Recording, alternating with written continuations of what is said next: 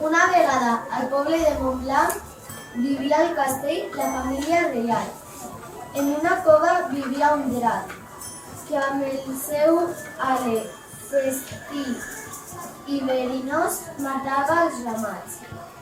Li van donar animals, però se'n van acabar. Van haver de fer un sorteig de qui anava a la cova del drac i li va tocar a la princesa. La família reial estava preocupada. La princesa va acomiadar-se i va anar a la cova molt segura, disposada a morir pel seu poble. La princesa va entrar a la cova i va despertar el drac. Abans de que l'ataqués, va aparèixer un cavaller que es deia Joan.